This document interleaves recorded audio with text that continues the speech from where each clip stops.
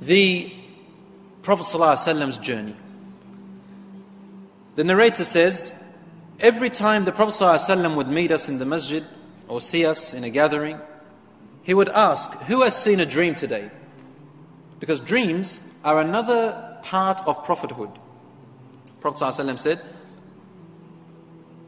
when prophethood dies away, the only part of prophethood that is left are dreams.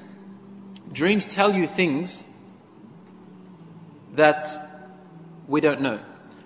But the dreams agree with the sunnah of the Prophet ﷺ. For any dreams that go against the sunnah is not a dream from Allah subhanahu wa ta'ala, it's from the shaitan. Anyway, the Prophet ﷺ used to ask this question. One day, the Prophet ﷺ, he himself saw a dream. And when the Prophets see a dream, it's absolutely true from Allah subhanahu wa ta'ala. No doubt. They either see from Allah or nothing. Different to us. And he said, Atani atini al-layla. This night, last night, someone came to me in my dreams, meaning angels. They came to me, too. And they took me into the skies, into the life of the barzakh, into another world of the dead, the world of the dead. It doesn't say the world of the dead, but Prophet ﷺ means here that he took him to the world of the unseen. And it is the world of the dead. Soon you'll see what I mean. He said, we reached a place. I saw before me a man who was lying down on the floor, on his back. And there was another man, a big man holding a huge stone. He would come up to this man lying on the floor and he'd throw the stone onto his head. And it'd crush his head. And the stone would roll away. The man would go to pick up the stone, and by the time he comes back to the person on the ground, his head has been restored. And he'd crush it again. The stone would roll away. And he'd keep doing that over and over. So I asked them, who is this man on the floor, and why is that other man doing this to him? They said to me, move on, move on. Don't ask questions, keep going. He said, then we moved on. Then we passed by a man who had a brass hook in the front of his hands. Or actually, a man who was sitting down. And there was another man behind him who had a brass hook. And he would place the hook on the front of his face from his mouth. And he would rip his mouth and eyes and half of the face to his ear. Then he would come to the other side of his face and rip his other side of his face to the other ear. When he'd go to the other side, the first side is restored. Then he'd do the same to the restored side, and then the other side is restored. And then he'd do it again. And he'd keep on doing that over and over again. Prophet ﷺ asked, who is this person and why is that other man doing this to him? They said, move on, move on. He said, I reached a man who was swimming in a lake which looked like blood. And there was another man on the edge. He had stones in his hands. The man would swim to the other man. The other man would put stones into his mouth and he would have to swallow them and carry them across. And he would bring them out on the other side and he would come back, swim back, take another stone, put it on the other side and continuously do that. He said, why is this man doing this and who is the other man? He said, move on. They said, move on, move on. He said, we reached a place. He said, I saw men and women who were naked inside of what looked like a tannoor. Tannoor is like, in the olden days, this oven. They used to use these ovens to bake in their bread and stuff. Tannoor is very deep and hollow, and it has fire underneath it. Very hot in there. He said, I saw men and women in a huge tannoor. Huge. As much as the eye could see. And they were hanging in there. And the fire would burn from underneath and burn them. And they would all scream. And the fire would come back. Then it would burn them and they'd all scream and come back. He said, who are these people and why is this happening to them? They said, move on, move on. He said, I reached and saw a man so tall that I could look up and I could barely see his face. But he was beautiful. He had a white beard. And around him were children. Lots and lots of children. In a beautiful garden. He said, who is this and who are these children? They said, move on, move on. He said, we moved on. And I saw a group of people, a group of men and women, people. One side of their body, of their face, was the most handsomest and beautiful that I've ever seen. And the other side of their face and body was the most gruesome and ugliest I've ever seen.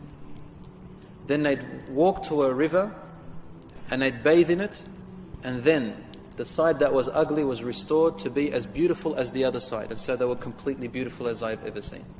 I asked, who are these people and why is this happening to them? The angel said, move on, move on.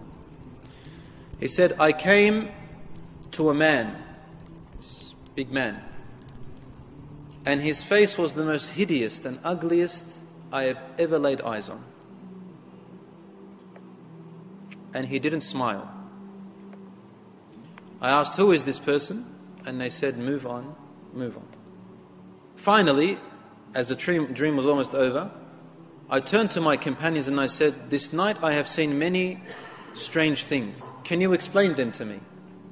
And they told him, the first person that was having a man crushing his head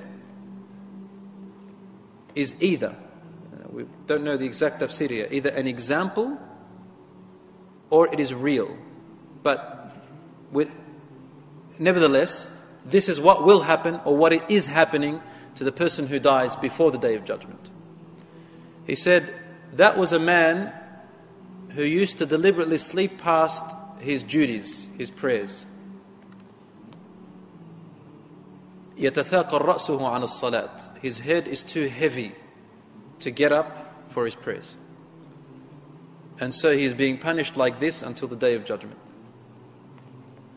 The second person, who were having hooks ripping their sides of their faces to their ears, said, these are the people who used to spread lies about other people. Walk out of their home and spread lies about this person, that person, rumors, lies. And they'd carry on information without making sure if it's true, and they carry it about the other people, ruining their lives and their reputations. Namima. It's called namima. Yamshi bin namima. Walking in rumors and gossiping about other people. So it's being ripped. This is punishment till the Day of Judgment.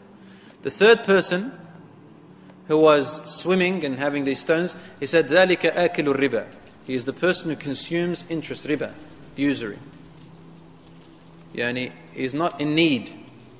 It's not a necessity for them to consume riba or to take it or to give it, and they did it. So, they are being punished this way until the Day of Judgment. What's going to happen is going to be worse. He said, the people that were in the tanur, in that big huge oven underneath and screaming from the heat, were the adulterers and adulteresses, fornicators and fornicatresses of this ummah, of this nation. As for the people who had one side beautiful and the other side ugly, and they would wash from the river and they would be restored, he said, these are the people whose good deeds are equal with their bad deeds. They burn a little bit, or these are the people whose good deeds weren't enough, to make them enter Jannah. So they have burnt for their bad deeds, and then they are saved from the fire,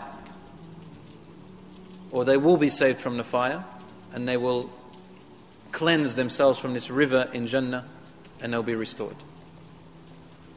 As for the tall man that you saw with children around him, that is Prophet Ibrahim alayhi salam. And those children are the children of believers and non-believers who died before the age in which the sayyat are placed upon them, before the age of maturity. As for the man who you saw was hideous and didn't smile, then this is Malik, the angel guardian of the fire, of hellfire. مَبْتَسَمَ مُنْذُ خُلِقَتِ النَّارِ. He has never smiled since the day the hellfire was created by Allah subhanahu wa ta'ala. And he is the guardian who makes sure the people of hellfire are being tortured for their choice of going against Allah and refusing His message. But these are examples of the things that are happening or will happen in the life of the barzakh.